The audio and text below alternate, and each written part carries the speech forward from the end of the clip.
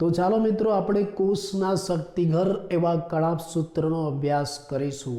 આ કણાભ સૂત્રનું સૌપ્રથમ અવલોકન કોલિકર નામના વૈજ્ઞાનિકે 1880માં કર્યું। પ્રશ્ન સ્વરૂપે પણ પૂછાય, કણાભ સૂત્રને સૌથી પહેલા કયા વૈજ્ઞાનિકે નિહાળી?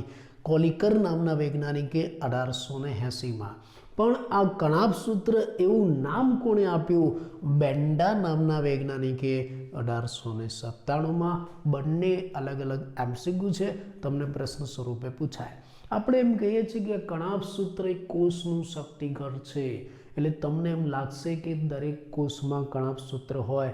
ના, એવું નથી હોતું। કેટલાક એવા કોષ પણ છે કે જેમાં કણાભ સૂત્રનો અભાવ છે।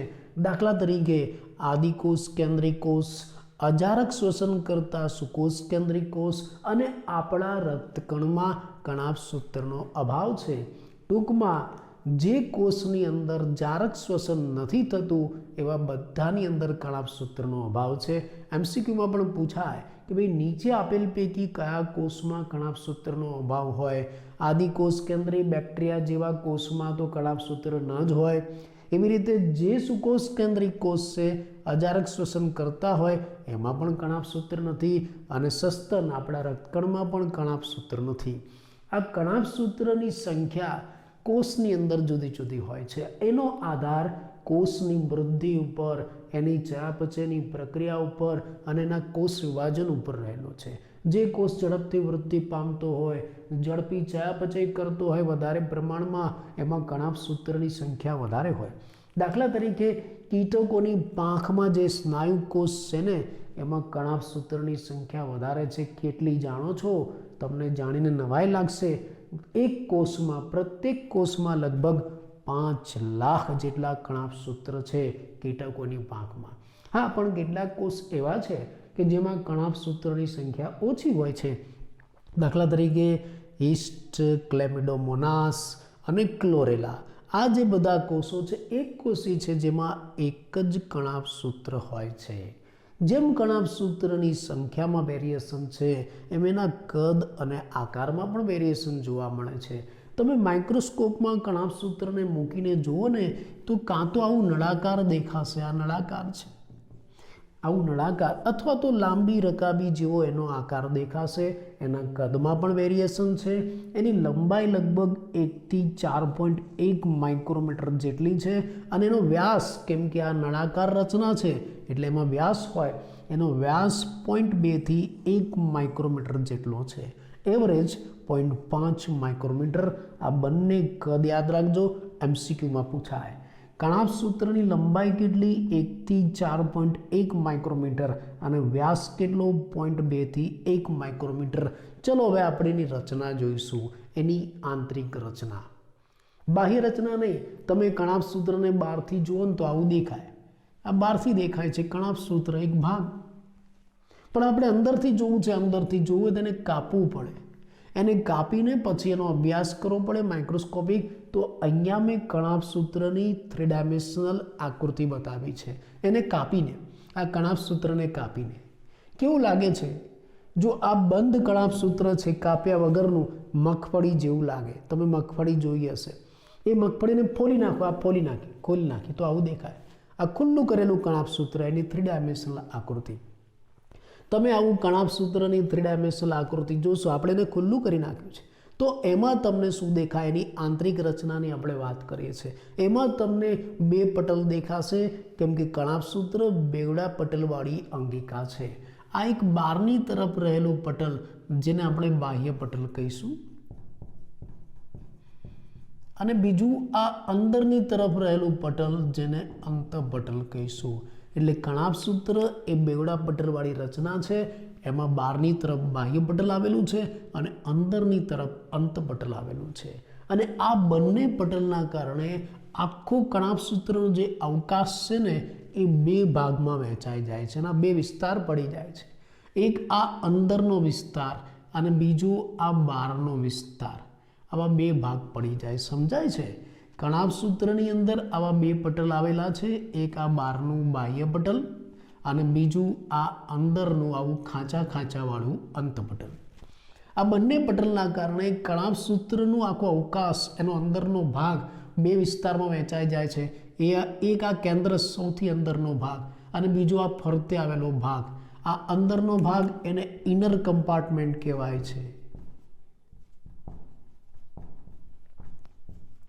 અને આ બહારનો ભાગ છે ને આઉટર કમ્પાર્ટમેન્ટ કહેવાય છે. હવે બે વિસ્તાર પડી જાય. આ બે પટલના કારણે કણાભ સૂત્રની અંદર બે વિસ્તાર પડી જાય છે, એક અંદરનો વિસ્તાર અને બીજો બહારનો. આ ઇનર કમ્પાર્ટમેન્ટ, આ જે અંદરનો આવો વિસ્તાર છે એને મેટ્રિક્સ કહેવાય છે. મેટ્રિક્સ એટલે કે આધારક. અને આ બંને વિસ્તાર છે ને એ જલીય છે. આમાં જલીય દ્રાવણ ભરેલું છે, બહાર પણ છે અને અંદર પણ છે. ચલો હવે આ તો આપણે 3 ડાયમેન્શનલ આકૃતિ નમૂના સ્વરૂપે બતાવી, પણ આ જ કણાભ સૂત્રનો છેદ લઈને તમે માઇક્રોસ્કોપમાં અભ્યાસ કરો તો તમને કેવું દેખાશે એની આકૃતિ હું તમને બતાવું. આનો છેદ લઈને માઇક્રોસ્કોપમાં આપણે એનો અભ્યાસ કરીએ, 2 ડાયમેન્શનલ આકૃતિ દેખાશે આ રીતે. આ કણાભ સૂત્રનું બહારનું પટલ, આ બાહ્ય પટલ, બરાબર, સળંગ છે. બાહ્ય પટલ સળંગ છે, એમાં કોઈ ખાંચ કે પ્રવર્ધો નથી અને બહારની રક્ષણાત્મક સીમા બનાવે છે. પણ એનું જે આ અંતપટલ છે ને એ સળંગ નથી. આ રહ્યું આ અંતપટલ. એ અંતપટલ અંદરની તરફ એટલે ક્યાં? આ મેટ્રિક્સ, આ આધારકમાં અંદરનો જે ભાગ છે ને મેટ્રિક્સ કહેવાય. એટલે અંતપટલ આ અંદરની તરફ આ રીતે અંતર્વલન પામે છે. આવા પ્રવર્ધો સ્વરૂપે અંતર્વલન પામે છે. અંતપટલ એ સળંગ નથી, સીધું નથી, એમાં આવું અંતર્વલન થાય છે અને અંતર્વલનથી આવી પ્રવર્ધો જેવી રચના બને છે. બરાબર, આ અંતપટલ.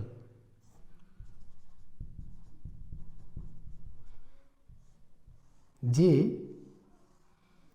મેટ્રિક્સ તરફ, આધારક તરફ અંતર્વલન પામે છે. બરાબર, મેટ્રિક્સ તરફ, આધારક તરફ અંતર્વલન પામીને આવા અનેક પ્રવર્ધો બનાવે છે. અને આ જે પ્રવર્ધો બનાવ્યા ને એને ક્રિસ્ટી કહેવાય. અને ક્રિસ્ટી એટલે આ જે પ્રવર્ધો છે ને એને ક્રિસ્ટી કહેવાશે. આ ક્રિસ્ટી છે. આ 2 ડાયમેન્શનલ માઇક્રોસ્કોપમાં દેખાય છેદવાળી આકૃતિ હું તમને બતાવું છું અને આ 3 ડાયમેન્શનલ મોડેલ સ્વરૂપની આકૃતિ છે. તમને પુસ્તકમાં આવી 3 ડાયમેન્શનલ મોડેલ સ્વરૂપની આકૃતિ આપેલી છે. એટલે અંતપટલ આ બાહ્ય પટલની જેમ સળંગ નથી, પણ અંદરની બાજુ આવું અંતર્વલન પામે છે અને આવા અનેક પ્રવર્ધો બનાવે છે. આ પ્રવર્ધોને શું કહેવાય છે? ક્રિસ્ટી. બીજી એક વાત નવી તમને કહી દઉં, આ ક્રિસ્ટી સ્વરૂપના જે પ્રવર્ધો છે આ અંતપટલમાં, એ અંતપટલ અને આ ક્રિસ્ટી ઉપર નાના પાર્ટિકલ્સ આવેલા છે. કેવા? એની અંદર ટેનિસના રેકેટ જેવા પાર્ટિકલ આવેલા છે.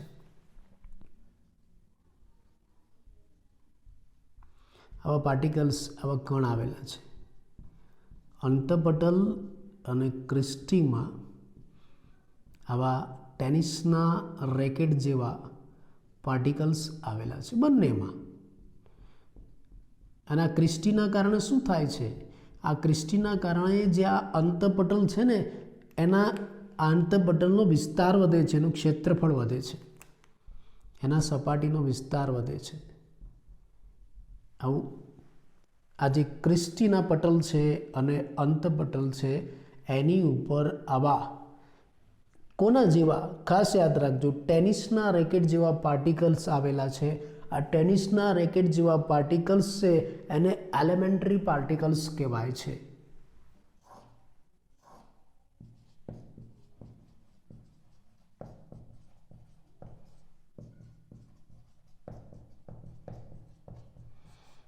એલિમેન્ટરી પાર્ટિકલ્સ કહેવાય છે. બીજા શબ્દોમાં એને F0 F1 પાર્ટિકલ કહેવાય છે.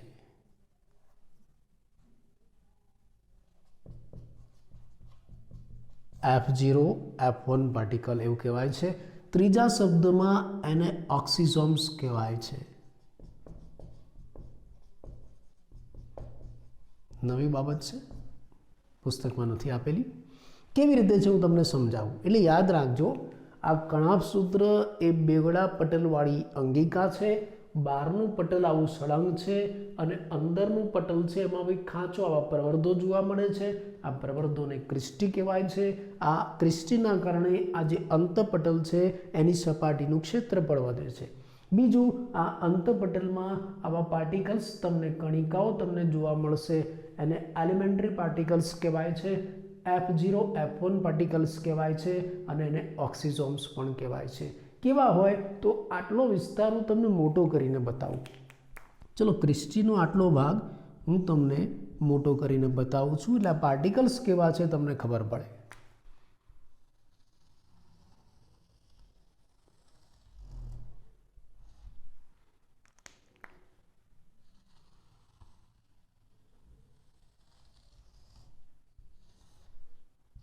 આ એક ક્રિસ્ટીનો ભાગ છે, આ ક્રિસ્ટી છે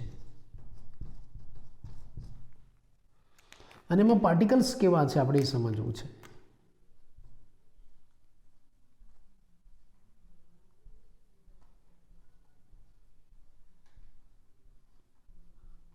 એકદમ સૂક્ષ્મ રચના આપણે જોઈએ છે.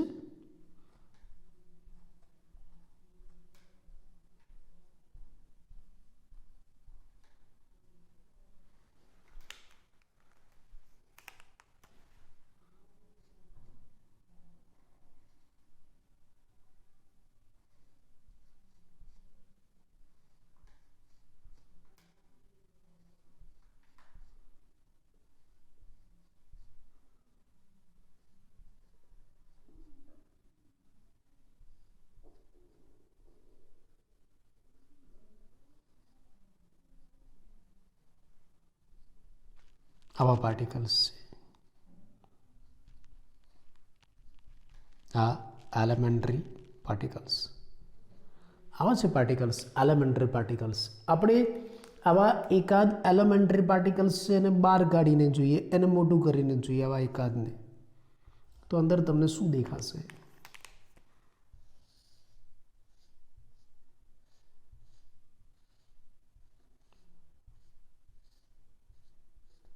આ એક એલિમેન્ટરી પાર્ટિકલ્સ આપણે બહાર કાઢીને જોઈએ છે. તો એની અંદર તમને 3 વિસ્તાર જોવા મળશે. આ શીર્ષ હેડ છે, આ હેડ, આ સ્ટોક, આ દંડ છે સ્ટોક, અને આ બેઝ પાયાનો ભાગ છે. હવે 3 ભાગ આની અંદર જોવા મળશે. આ F1 F0 પાર્ટિકલ્સ, એમાં 3 વિસ્તાર જોવા મળે છે. એક હેડ એટલે કે શીર્ષ, બીજો સ્ટોક એટલે કે દંડ અને ત્રીજો બેઝ એટલે કે આધાર. આવા 3 ભાગ તમને જોવા મળશે અને આ જે F0 F1 પાર્ટિકલ્સ છે એને ઓક્સિઝોમ કહેવાય છે. આ F1 અને F0 પાર્ટિકલ્સ. એટલે આ જે અંતપટલ છે ને એમાં ખાસિયત છે. કણાભ સૂત્રની અંદરની બાજુ આ અંતપટલ છે એમાં ખાસિયત છે, એમાં આવા પાર્ટિકલ્સ આવેલા છે. જો અંતપટલમાં અને આ ક્રિસ્ટી ઉપર આવા પાર્ટિકલ્સ આવેલા છે અને આ પાર્ટિકલ્સને શું નામ આપ્યું છે આપણે? એલિમેન્ટરી પાર્ટિકલ્સ અથવા તો ઓક્સિઝોમ્સ એવું પણ આપણે નામ એને આપીએ છીએ. શબ્દ યાદ રાખજો, આગળ આવશે ઓક્સિઝોમ્સ. બરાબર. આ જે એલિમેન્ટરી પાર્ટિકલ્સ છે એમાં 3 વિસ્તાર છે.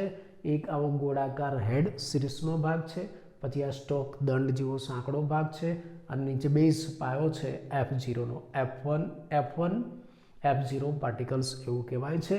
અને આ F1 F0 પાર્ટિકલ્સ અથવા તો આ ઓક્સિઝોમ્સ અથવા તો પછી આ એલિમેન્ટરી પાર્ટિકલ્સ એ ATPase ઉત્સેચક તરીકે વર્તે છે.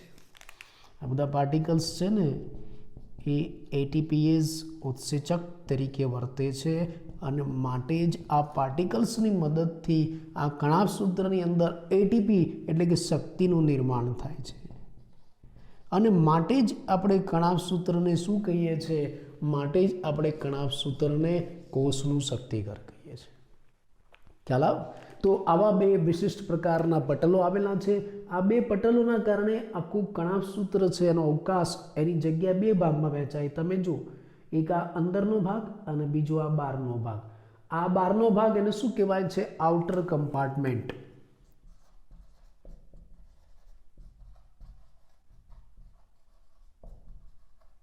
કમ્પાર્ટમેન્ટ.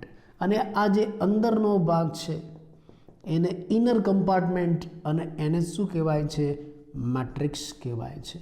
આધારક, ગુજરાતીમાં આધારક. અને આ મેટ્રિક્સ, આ આધારકની અંદર શું છે? આ મેટ્રિક્સ, આ આધારકની અંદર એક તો આવું વલયાકાર ડીએનએ છે, વલયાકાર ડીએનએ.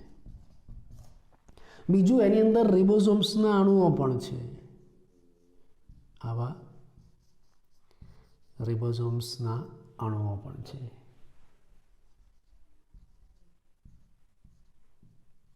બરાબર, આ રિબોસોમ્સ 70S પ્રકારના રિબોસોમ્સ છે આ બધા. આની અંદર જે રિબોસોમ્સના અણુઓ છે કેવા છે? 70S પ્રકારના આદિકોષ કેન્દ્રી જેવા. આ ઉપરાંત એની અંદર આરએનએના પણ અણુ છે.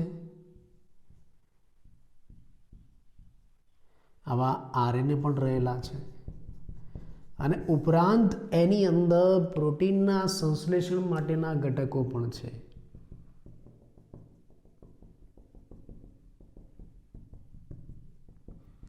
બરાબર, પ્રોટીન સંશ્લેષણ કરતા ઘટકો છે આની અંદર.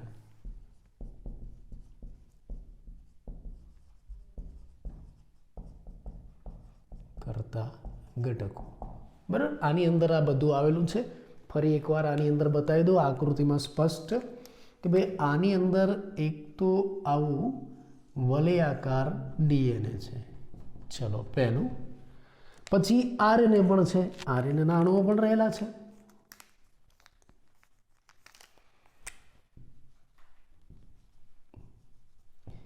આ આરએનએના અણુ. અને પછી રિબોસોમ્સની કણિકાઓ છે. રિબોસોમ્સ પણ રહેલા છે. રિબોસોમ્સ 70S પ્રકારના, 70S રિબોસોમ્સ દેખાય છે આ ઉપર લખવું એવું? ઓકે, 70S રિબોસોમ્સ પણ છે. ડીએનએ છે આ મેટ્રિક્સની અંદર, આધારકની અંદર ડીએનએ છે, આરએનએ અણુ છે, ઉપરાંત આવા 70S પ્રકારના રિબોસોમ્સ છે, અને પ્રોટીન સંશ્લેષણ કરતા ઘટકો પણ રહેલા છે. આ પ્રોટીન સંશ્લેષણ કરતા ઘટકો.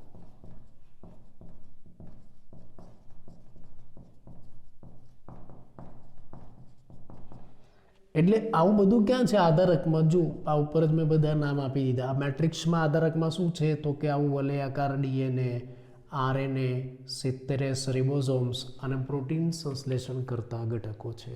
બીજું, આ બંને પટલની અંદર વિવિધ પ્રક્રિયાઓ સાથે સંકળાયેલા ઉત્સેચકો છે. ત્રીજી એક બાબત, આ જે આધારક છે ને એમાં એક અગત્યની ઘટના બને છે, ક્રેબ્સ ચક્ર થાય. આમાં ક્રેબ્સ ચક્ર થાય છે. આ જે અંદરનો ભાગ છે મેટ્રિક્સ, ઇનર કમ્પાર્ટમેન્ટ, એમાં ક્રેબ્સ ચક્રની પ્રક્રિયા થાય છે. અને આ જે બહારનો ભાગ છે એમાં ઓક્સિડેટિવ ફોસ્ફોરીકરણ થાય. આ બંને શું છે? તમને પ્રશ્ન થાય અત્યારે ખાલી નામ યાદ રાખજો. ક્રેબ્સ ચક્ર અને ઓક્સિડેટિવ ફોસ્ફોરીકરણ એ જારક શ્વસનની પ્રક્રિયાના તબક્કા છે. એનો મતલબ કે આ કણાપ સૂત્રમાં જારક શ્વસન થાય છે, એટીપીનું નિર્માણ થાય છે. માટે કણાપ સૂત્રને શું કહેવાય છે? કોષનું શક્તિઘર. આ કણાપ સૂત્રનું નિર્માણ કેવી રીતના થાય? સ્વયંજનનથી. કણાપ સૂત્ર પોતે જ દ્વિભાજન પામીને બીજા બે નવા કણાપ સૂત્ર બનાવશે. તો આ સૌથી અગત્યની અને થોડી જટિલ એવી અંગિકા કણાપ સૂત્ર આપણે પૂરું કર્યું. કોષનું શક્તિઘર આપણે સમજાવ્યું. ફરી એકવાર ટૂંકમાં આપણે એનું રિવિઝન કરી લઈએ.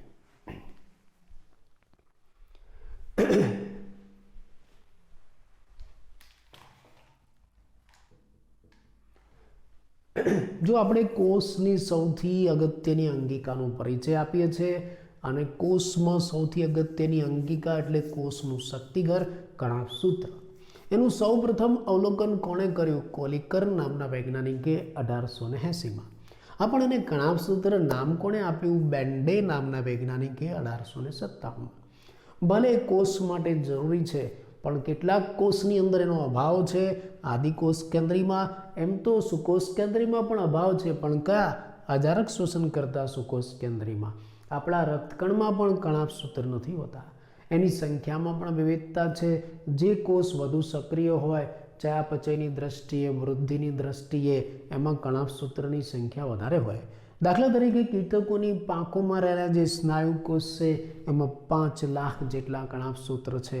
પણ ઈસ્ટ, ક્લોરેલા, ક્લેમિડોમોનાસ જેવા એક કોષી સજીવો છે, એમાં એક જ કણાભ સૂત્ર છે. એના કદ અને આકારમાં પણ વેરિએશન, વિવિધતા જોવા મળે. જો તમે માઇક્રોસ્કોપમાં અભ્યાસ કરો તો આ કણાભ સૂત્ર કાં તો તમને આવું નળાકાર દેખાય અથવા તો પછી રકાબી આકારનું દેખાય. એની લંબાઈ લગભગ 1 થી 4.1 માઇક્રોમીટર છે અને વ્યાસ 0.2 થી 1 માઇક્રોમીટર જેટલો છે. Average 0.5 micrometre. હવે આપણે એની આંતરિક રચના જોવી છે. બહારથી તમે આ કણાભ સૂત્ર જોશો ને તો આવું બંધ દેખાશે, તમને બંધ મગફળી જેવું. એની આંતરિક રચના જોઈ છે તો મગફળીને ખોલી નાખો તો તમને એની આંતરિક રચના દેખાશે. અહીંયા મેં કણાભ સૂત્રનું 3 ડાયમેન્શનલ મોડેલ રજૂ કર્યું છે અને અહીંયા બાજુમાં મેં કણાભ સૂત્રની માઇક્રોસ્કોપિક 2 ડાયમેન્શનલ આકૃતિ બતાવી છે. જો તમે કણાભ સૂત્રને ખોલીને જોશો તો એની અંદર તમને 2 પટલ દેખાશે, કેમ કે આ બેવડા પળવાળી અંગિકા છે. એક બહારનું પટલ એને બાહ્ય પટલ કહેવાય છે અને બીજું અંદરનું એને અંતપટલ કહેવાય છે. આ બાહ્ય પટલ, આ અંતપટલ, બંને આકૃતિમાં સાથે બતાવું છું. બાહ્ય પટલ છે ને એ સળંગ છે, એ બહારની ખાલી રક્ષણાત્મક સીમા બનાવે છે, પણ અંદરનું પટલ છે ને એ સળંગ નથી. અંદરનું પટલ આ મેટ્રિક્સ તરફ, આ આધારક તરફ અંતર્વલન પામે છે અને આવા અનેક પ્રવર્ધો બનાવે છે. આ રહ્યા આ પ્રવર્ધો. આ પ્રવર્ધોને શું કહેવાય છે? આ પ્રવર્ધોને ક્રિસ્ટી કહેવાય છે. બીજું, આ જે પ્રવર્ધો છે, અંતપટલ છે, ક્રિસ્ટી છે, એની અંદર પણ બીજી એક રચના આવેલી છે, એલિમેન્ટરી પાર્ટિકલ્સ. જેમ પેલા રેકેટના અણુઓ હોય ને, રેકેટ જેવા આકારના અણુઓ આની અંદર જોવા મળશે. તમે ફૂલ રેકેટ રમો ને, એવા ફૂલ રેકેટ જેવા આકારના અહીંયા પાર્ટિકલ્સ જોવા મળે છે. એને એલિમેન્ટરી પાર્ટિકલ્સ કહેવાય છે. એને F0, F1 પાર્ટિકલ્સ પણ કહેવાય છે અને એને ઓક્સિજોમ્સ પણ કહેવાય છે. આવા પાર્ટિકલ્સ છે. હવે પાર્ટિકલ્સ કેવા છે તમારે એ જાણવું હોય તો આ એકાદ ભાગ મોટો કરીને આપણે જોઈએ. આપણે એકાદ આ ક્રિસ્ટીનો ભાગ મોટો કરીને બતાવીએ છીએ તો એની અંદર તમને આવા પાર્ટિકલ્સ જોવા મળશે, એલિમેન્ટરી પાર્ટિકલ્સ. આ પાર્ટિકલ્સની રચનામાં શું હોય? એકાદ પાર્ટિકલ્સ આપણે મોટો કરીને જોઈએ તેમાં એક હેડ શીર્ષનો ગોળાકાર ભાગ હોય, એક આવો લાંબો દંડ જેવો ભાગ હોય અને નીચે આવો બેઝ આધાર હોય છે. આ F1, F0 પાર્ટિકલ્સ કહેવાય. આ F1, F0 પાર્ટિકલ્સ એ એટીપીએસ ઉત્સેચક તરીકે વર્તે છે. એટીપીનું નિર્માણ કરાવે છે કણાભ સૂત્રમાં. એટલે જ કણાભ સૂત્રને શું કહેવાય છે? કોષનું શક્તિઘર કહેવાય છે. ચલો, આપણે પહેલાં જ કહ્યું કે ભાઈ આ બંને પટલના કારણે આખું કણાભ સૂત્ર છે એના 2 ભાગ પડી જાય છે. એક આ અંદરનો ભાગ, આધારક દ્રવ્ય, મેટ્રિક્સ, અને બીજો આ બહારનો વિસ્તાર, આઉટર કમ્પાર્ટમેન્ટ. એમાં જે અંદરનો ભાગ છે, આધારક દ્રવ્ય છે, એમાં ઘણું બધું રહેલું છે. શું રહેલું હોય તો એમાં આવું વલયાકાર DNA છે, આવા RNAના અણુઓ પણ રહેલા છે, વત્તા 70 પ્રકારના આવા રિબોસોમ્સ અને પ્રોટીનનું નિર્માણ કરતા ઘટકો રહેલા છે. આ બધું ક્યાં છે? આધારકમાં. બીજી એક બાબત, આ કણાભ સૂત્રનું મુખ્ય કાર્ય શું? જારક શોષણ કરવાનું. એટલે જ એના અંદર જારક શોષણના તબક્કાઓ જોવા મળે. આ આધારક છે ને એમાં ક્રેબ્સ ચક્ર થાય અને આ આઉટર કમ્પાર્ટમેન્ટ છે ને એમાં ઓક્સિડેટિવ ફોસ્ફોરીકરણ થાય. આ બંને જારક શોષણના તબક્કા છે જેની મદદથી કોષને શક્તિ મળે છે. માટે જ એને કોષનું શક્તિઘર કહેવાય છે. આ કણાભ સૂત્રનું નિર્માણ કણાભ સૂત્રમાંથી જ થાય, દ્વિભાજનની પ્રક્રિયાથી. કણાભ સૂત્ર દ્વિભાજન પામે, એકમાંથી 2 નવા કણાભ સૂત્ર બનાવે છે. તો આ કોષમાં રહેલી સૌથી અગત્યની અંગિકા કણાભ સૂત્રનો આપણે પરિચય આપ્યો.